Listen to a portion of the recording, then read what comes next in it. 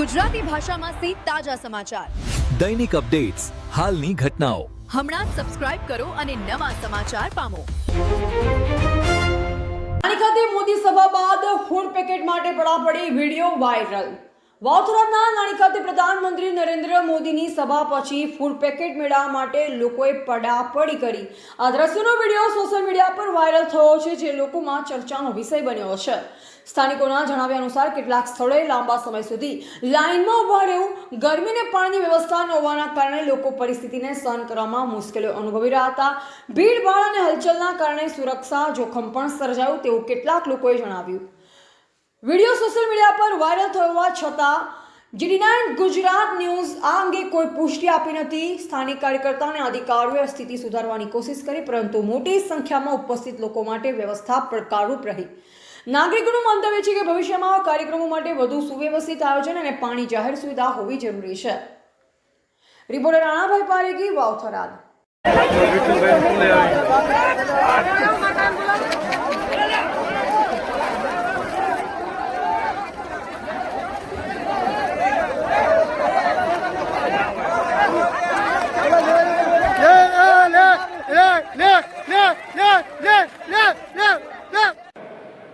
મોદી સાહેબ આવે ને એટલે હૃદયથી ખૂબ રાજીપો.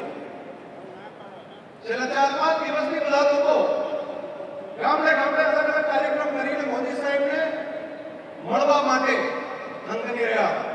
અને અહીંયા હું જોઈ રહ્યો છું હજારોની સંખ્યાની અંદર મારી માતાઓ બહેનો એ તો કેટલાય દિવસથી રાહ જોતી હતી, ગાણા ગાતી હતી અને ક્યારે અમારા બેટાને અમે મળીએ એ પ્રમાણેના બધા ગાણા પણ ગામે ગામ ગાઈ અને જાણે દિવાળી જેવો ઉત્સવ હોય એવો ઉત્સવ આપણા વાવથરાદ અને બનાસની આ ધરતી પર હતો.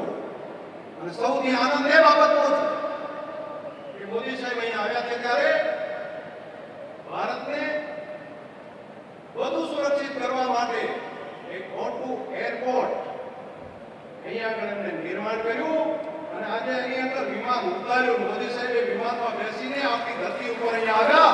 પહેલી વખત કદાચ ઘટના છે. અને વિમાનનો સુરક્ષાની દ્રષ્ટિથી આપણો દેશ, આપણો સરહદી વિસ્તાર વધારે મજબૂત થાય તે માટેનું તો કામ કર્યું, પણ સાથે સાથે બીજી એક ભેટ લઈને આવ્યા છે. અહીં આગળ આપણા વિસ્તારની અંદર આપણા બાજુના ગામની અંદર આ નાણીની બાજુમાં સાપરા ગામ છે, ત્યાં આગળ સિવિલ આપણા એવિએશનનું માટેનું ટર્મિનલ બનાવવાની મંજૂરી પણ રાજ્ય સરકારને સૂચના આપી છે. એટલે અહીંથી બરોબર અહીં આપણે બહાર પણ જઈ શકીએ અને આપણું કામ પણ અહીંયા થઈ શકે તે પ્રમાણેનું કામ ભારત સરકારની ઉડાન સ્કીમ અંતર્ગત એ કામને આગળ વધારવાનું કામ પણ આપણા મોદી સાહેબે હાથ ઉપર લઈ લીધું છે. આ નાની ઘટના નથી. અહીંના ખેડૂતોનો તૈયાર થયેલો માલ આખો જિલ્લો ઓર્ગેનિક આપણે બનાવવા જઈ રહ્યા છે, પ્રાકૃતિક ખેતી કરવા આપણે સંકલ્પ કર્યો છે. અહીંથી તૈયાર થયેલી શાકભાજી, અહીંથી તૈયાર થયેલા ખેતીના પાકો, એ બટાકા હોય, દૂધની પ્રોડક્ટો હોય, એ અહીંયા દેશના બાકીના સ્થાનો પર પહોંચાડવા માટે, સમયસર પહોંચાડવા માટે અને અહીંથી બાકીના દેશના બીજા દેશો સુધી પહોંચાડવા માટે એક રોડ મેપ આપણા મોદી સાહેબે આવતી નવી પેઢી માટેનું ઉજ્જવળ ભવિષ્ય એમને સુનિશ્ચિત કરી દીધું છે.